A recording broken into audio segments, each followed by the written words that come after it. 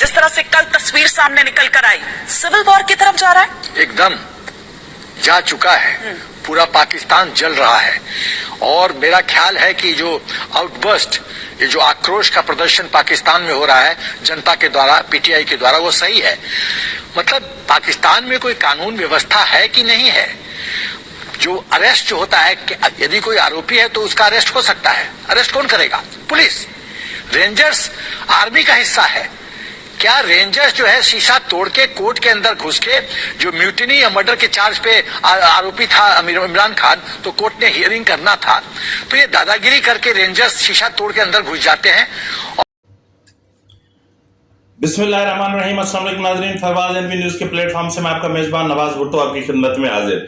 नाज़रीन, गुज़िश्ता रोज़ से जो तमाशा इस मुल्क में चल रहा है, यानी इमरान खान की गिरफ्तारी के बाद से जो चीज़ें हो रही हैं या जो मुल्क में मामलात हो रहे हैं या हालात तेज़ी से जो रुख अख्तियार कर रहे हैं, वो इंतहाई भयानक और इंतहाई ख़तरनाक है। अगर मैं आपको दो लफ्ज़ों में बताऊं तो पाकिस्तान तेज़ी से श्रीलंका नहीं बल्कि सूडान की कैफियत यानी हालत में तब्दील होने जा रहा है, और अल्लाह न करे कि ऐसा हो। लेकिन बदकिस्मती हमारी ये है कि गुज़िश्ता रोज़ जो कुछ हुआ वो अपने आप में इंतहाई अफसोसनाक है। यानी चंद मुट्ठी भर जो है वो शरपसंद अनासिर वो GHQ के अंदर घुस जाते हैं और जलाओ घेराव करते हैं, और कोर कमांडर्स ऑफिस और जो रेजिडेंस है लाहौर में, उसके अंदर घुस जाते हैं और तहस नहस करते हैं, सब कुछ जला डालते हैं।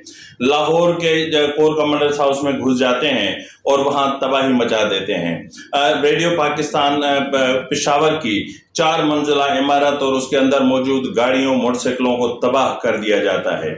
और जिस तरह ग्रीन बेल्ट्स जलाए गए, जिस तरह आज जो कुछ हुआ, यानी पेशावर में सूबाई इलेक्शन ऑफिस पर जिस तरह धावा बोला गया और तोड़फोड़ की गई, और जिस तरह इस्लामाबाद में एक रेलवे स्टेशन पर धावा बोलकर उसको जला डाला गया, जिस तरह थाना रमला को आग लगा दी गई, जिस तरह इस्लामाबाद में एक ऑफिस का दफ्तर भी जला दिया गया, और मियांवाली में पुलिस स्टेशन को नजर आतिश कर दिया गया। ये यानी हैरत की बात है, बहुत अफसोसनाक बात है कि GHQ के अंदर मुट्ठी भर अनासिर कैसे, शरपसंद अनासिर कैसे दाखिल होते हैं। आज मैं अब जो है वो कोई तज्जिया नहीं करूंगा, आज मैं सवालात करूंगा, और वो सवालात जिनके जवाब पाकिस्तान के मुल्क को, के इस अवाम को चाहिए। पहला सवाल ये है कि कल जो कुछ हुआ वो क्या था। दूसरा सवाल ये है कि जो कुछ हो रहा था उसको क्यों होने दिया गया। तीसरा सवाल जो है वो इंतहाई अहमियत का हामिल है, वो ये है कि ये एक वीडियो आपके इस वक्त स्क्रीन पर चल रही है। ये सिविल कपड़ों में आर्मी के लोग ये उतर के सिविल कपड़ों में, ये देखें, ये उतर के ये ग्राउंड में इकट्ठे हो रहे हैं गिरजा चौक के आगे। ये देखें, ये गिरजा चौक में सिविल कपड़ों में इकट्ठे हो रहे हैं।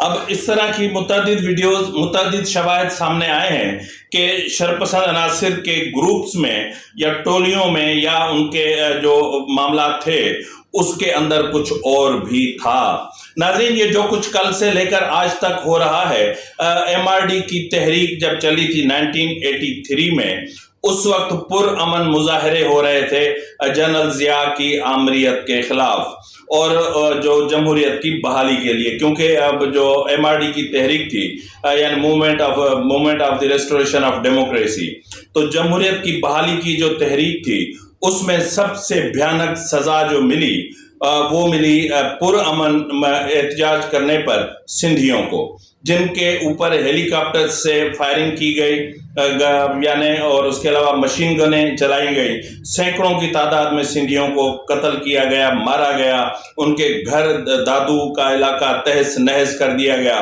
गांव के गांव उजाड़ दिए गए। लाखाट, खिसाना मोरी समेत कई सानिए ऐसे हैं जो नाकाबिले फरामोश हैं, जिनको किसी सूरत भी भुलाया नहीं जा सकता।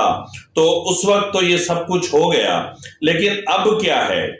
लेकिन इस वक्त ये सब कुछ क्यों नहीं हो रहा, क्यों जो है वो एक खामोशी सी छाई हुई है? इसके जवाब अगर आपके पास हैं तो दे दें, अगर नहीं है तो फिर मैं मजबूर हूं आज आपको बताने के लिए कि ये जो कुछ भी हुआ, जो कुछ भी होता रहा, उसके पीछे उसका बुनियादी जो सबब है वो ये है कि पाकिस्तान की जो फौज है उसमें बुरे तरीके से तकसीम पाई जाती है। यानी एक ग्रुप पाक फौज का ऐसा है जिसने जो है वो अपना PDM यानी जो इत्तेहादी हुकूमत है उसके साथ खड़ा हुआ है, और एक ग्रुप ऐसा है जो PTI के साथ खड़ा है। मतलब कुछ चीजें ऐसी हैं जिनको सुनने की जरूरत है और समझने की जरूरत है। मिसाल के तौर पे ये खातून है, आप इस खातून को सुने कि ये खातून क्या कह रही है और इसके मफहूम को समझने की कोशिश करें। एक फौजी की बेटी, एक फौजी की बहन, एक फौजी की बीवी हूँ, और मुझे जितना गुस्सा है आप अंदाजा नहीं कर सकते कि मेरे वालिद तो गाजी थे सेकंड वर्ल्ड वॉर में, उनको मुंह के ऊपर गोली लगी, उनको मिलिट्री क्रॉस मिला। कर्नल मोहम्मद जरीफ की मैं बेटी हूँ, कप्तान टिका खान की मैं पोती हूँ, और मतलब कर्नल बदर की मैं बहन हूँ, कमोडोर आजम मुमताज की मैं बीवी हूँ। सो हमें जितना गुस्सा है इन काली भेड़ों का जो एस्टैब्लिशमेंट के अंदर बैठी हुई है, जिन्होंने तबाह कर दिया है कि पहले मैं फख्र से मेरा सर नहीं झुकता था कि मैं जब अपने बुजुर्गों के बारे में बात करती थी कि मैं एक मिलिट्री खानदान से हूँ, अब मुझे ये कहते हुए शर्म आती है कि हमारे जो बुजुर्गों ने जो कुर्बानियां दी और उनके जो फॉलोअर्स हैं वो इतने काले करतूत और इतने घटिया हैं कि वो अपने मुल्क को भी बेच रहे हैं। ऐसे जराइम पेशा लोगों को हम पे मुसल्लत कर दिया है। अल्लाह की लाठी बेआवाज है। अल्लाह ने जैसे एक्सपोज किया है इमरान खान के थ्रू इन सब काली भेड़ों को, वो दिन दूर नहीं कि मुकाफाते अमल इधर पाकिस्तान में ही होगा, दुनिया में ही होगा। नाज़रीन, बात सिर्फ यही खत्म नहीं होती। मैं इस मामले को यहाँ खत्म होते हुए नहीं देख रहा। अब एक वीडियो और है, जरा इसको भी सुने। से आप लोग सब बिके हुए हो। किस वजह से पकड़ा गया आपको? ये इंडिया और अमेरिका के कहने पे है। ये आपका नाम क्या है? आपका नाम क्या है? राबिया इकबाल खान। और क्या है आर्मी में? आप कहाँ से? मेरे हस्बैंड आर्मी में है। क्या है? ये सब ब्रिगेडियर। सुना जी, ये बहुत है मेरे ख्याल में, और इस तरह की कई चीजें हैं कि पाक फौज के जो अफसरान हैं उनकी जो अजवाज हैं वो इमरान खान के साथ खड़ी हैं, इमरान खान के जलसों में जाती हैं, इमरान खान के एहतजाजों में निकलती हैं, और गुज़िश्ता रोज से जो तमाशा चल रहा है उसमें न सिर्फ जो है वो मुसल्लह यानी जो हमारी अफवाज हैं, यानी हमारे अफवाज का वो ग्रुप, अब मैं तो यूं समझता हूं कि शायद 3 ग्रुप हैं। एक ग्रुप वो है जो इत्तेहादी हुकूमत के साथ खड़ा है, एक ग्रुप वो है जो स्पेशली नवाज शरीफ का हामी है, और एक ग्रुप वो है जिसको लीड कर रहे हैं जनरल फैज हमीद, क्योंकि जनरल फैज हमीद को ये तवक्को है कि अगर इमरान खान वजीर आजम बनते हैं तो फिर वो दोबारा ISI चीफ बन सकते हैं, और फिर उसके बाद वो चीफ ऑफ आर्मी स्टाफ भी बन सकते हैं। लेकिन इसके लिए लाजमी है कि इमरान खान वजीर आजम बन जाए। मसला ये है कि अगर पंजाब में ये सब कुछ हो रहा है, यानी मैं तो इसको ये कहूंगा कि ये सारा डोमिसाइल का फर्क है। ये सारा जो लोचा है ना, ये लोचा ही डोमिसाइल का है, ये सारा झगड़ा ही डोमिसाइल का है, ये सारा फसाद ही डोमिसाइल का है। अगर किसी के पास सिंध का डोमिसाइल हो तो उसको जो है वो फांसी पे चढ़ा दिया जाता है, किसी के पास सिंध का सर्टिफिकेट हो तो उसको लियाकत बाग में गोली मार दी जाती है, किसी के पास सिंध का सर्टिफिकेट हो तो कराची की सड़कों पर एक साबिक वजीर आजम, एक साबिक सदर के बेटे को, एक रुकने असेंबली को और एक पार्टी चेयरमैन को उनके घर के सामने यानी 70 क्लिफ्टन से चंद गज के फासले पर गोलियों से भून दिया जाता है उसको अपने साथियों के साथ। बात यहां तक खत्म नहीं होती। अब सिर्फ बलूचिस्तान का आप एक दौरा कर लें, वहां जो इज्तिमाई कब्रें मिली वो क्या था, वो इस तरह क्यों है, और इस वक्त तक जो बलूचिस्तान के मिसिंग पर्संस का मामला है उसकी तरफ तवज्जो क्यों नहीं दी जाती। एक्चुअली इस वक्त जो सिचुएशन है जिसको मैं समझ पा रहा हूं वो फौज के अंदर जो बदतरीन तकसीम है, उस तकसीम की वजह से कल जो है वो फौज ने रिटेलिएट नहीं किया। यहां तक कि हमारी फौज जिसको हम कहते हैं कि वो हमारे सरहदों की हिफाजत करने की सलाहियत रखती है, उस मुल्क की फौज जो एटमी कुव्वत रखता है, उस मुल्क की फौज بدقسمتی سے کل اپنی املاک اپنی تنصیبات کی حفاظت کرنے میں ناکام گئی۔ آج جو ISPR کی طرف سے اسٹیٹمنٹ آیا جس میں کہا گیا کہ 9 مئی کے دن کو ایک سیاہ باب کے طور پر سمجھا جائے گا، کیوں سمجھا جائے گا؟ کون سا ہم پہ کسی دشمن ملک نے حملہ کر دیا تھا؟ کیا ہوا تھا؟ چند مٹھی بھر شر پسند ہے۔ اب میں یہاں پر جو بات کہنے جا رہا ہوں وہ شاید اور زیادہ مشکل ہو، وہ یہ ہے کہ ایک تو جس طرح پنجابی جوڈیشل جو اسٹیبلشمنٹ ہے وہ ایک الگ ان کا اپنے کارنامے ہیں، ایک جو پنجابی اسٹیبلشمنٹ بیٹھی ہوئی ہے پاک فوج میں ان کے الگ سے کارنامے ہیں، اور جو پنجابی سول بیوروکریسی میں بیٹھے ہوئے ہیں ان کے معاملے الگ ہیں۔ تو اس بیچ میں جو چیزیں ہو رہی ہیں وہ بڑی خطرناک ہیں۔ گزشتہ روز یا پھر اگر میں اس کو کسی اور تناظر میں دیکھنے کی کوشش کروں تو گزشتہ روز جو کچھ ہوا وہ اس کو خود ہونے دیا گیا، یعنی اس کے لیے اسپیس دیا گیا، اور جہاں ان کے بندے کم تھے وہاں بندے پرووائڈ کیے گئے۔ یہ سب کچھ اس لیے کیا گیا کہ ایک کیس اسٹرانگ کیا جا سکے، ایک ایسا مضبوط کیس بنایا جا سکے کہ جس کی وجہ سے عمران خان کے لیے کے گرد گھیرا مزید تنگ ہو جائے۔ لیکن یہ ہم نے کبھی نہیں سوچا کہ ان واقعات کی وجہ سے یا کل سے پاکستان میں جو کچھ ہو رہا ہے اس کی وجہ سے آج ڈالر تقریباً 6 روپے مہنگا ہو گیا، یعنی ہماری جو کرنسی ہے وہ مزید زمین بوس ہو گئی، اور انٹرنیشنل لیول پہ پاکستان کا جو مذاق اڑایا جا رہا ہے وہ ایک اپنی جگہ پہ اب جو ہے وہ انتہائی بھیانک ہے۔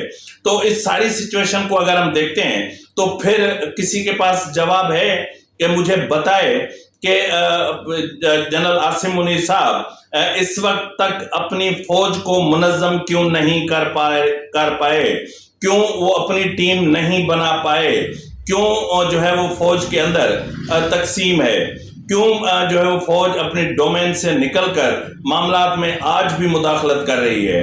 آخر یہ میں کیسے ہم تسلیم کر لیں کہ پاک فوج اے پولیٹیکل ہو چکی ہے؟ ایسا نہیں ہے۔ مجھے بہت سارے سوال ہیں جن کے جواب چاہیے، مجھے ڈومیسائل کے فرق کا جواب چاہیے، مجھے بتایا جائے کہ جو ہے وہ مطلب آصف زرداری نے ایک بار ایک خطاب کیا تھا، اس خطاب میں جو الفاظ کہے تھے وہ مطلب بھولنے جیسے نہیں ہے، نہ ہم ان کو بھول سکتے ہیں، اور اس کی سزا کیا ملی تھی آصف زرداری کو یہ کون نہیں جانتا، وہ انتہائی اہم تھا۔ ذرا آپ ملاحظہ فرما لیں تو پھر ہم آگے چلتے ہیں۔ تو ہماری کردار کشی کرنا چھوڑ دو، اگر ہم نے آپ کی شروع کی تو پتہ نہیں پاکستان بننے سے آج تک کتنے جنرلوں کی شروع ہو جائے گی، اور یہ ہماری آپ نے 3 سال رہنا ہے، اس کے بعد آپ نے چلے جانا ہے، ہمیشہ کے لیے ہم نے رہنا ہے، تو ہمیں مت تنگ کرو، اگر ہمیں تنگ کرنے کی کوشش کی تو ہم آپ کی بھی اینٹیں بجا دیں گے۔ ہر بھی چیز میں آپ ایک گیم بنا دیتے ہیں، اور اپنے آپ کے پالے ہوئے پٹھو جو ہیں طوطے جو ہیں بیٹھ کے ٹائیں ٹائیں کر رہے ہیں۔ کہہ رہا ہوں آپ سے آج، اس کے بعد اگر میں نے کبھی سنا تو میں خود کھڑا ہو کے ایک پوری لسٹ نکالوں گا پاکستان جب سے بنا ہے آج تک کی، اور پھر آپ جواب دیتے رہیں۔ ناظرین، آصف زرداری کی اس اسپیچ کے بعد جو ہے وہ اسٹیبلشمنٹ کی اینٹ سے اینٹ تو نہیں بجی، البتہ آصف زرداری کی اینٹ سے اینٹ ضرور بجا دی گئی، یہاں تک کہ آصف زرداری کو پاکستان چھوڑنا پڑا۔ اور مطلب یہ کیا انہوں نے کون سی بات غلط کہی تھی؟ کیا 75 سال سے جو ہے وہ ابھی تھوڑی دیر پہلے میری ایک دوست سے بات ہو رہی تھی، وہ کہہ رہے تھے کہ یہ خاکی وردی ہمارے لیے سب کچھ ہے، تو اس سے کون انکار کر رہا ہے؟ یہ خاکی وردی ہماری ہے، یہ خاکی وردی ہماری پہچان ہے، یہ خاکی وردی ہمارا عزت ہے، مان ہے، وقار ہے، اور اس خاکی وردی کی وجہ سے ہمارے بچے، ہمارا مستقبل، ہمارا وطن، ہماری ایٹمی تنصیبات سب محفوظ ہیں۔ تو اس سے انکار تو ہم نہیں کر رہے، لیکن جو چیزیں ہیں ان کو آپ کس طرح جو ہے وہ ان کو مطلب ان سوالوں کے جواب دیں گے؟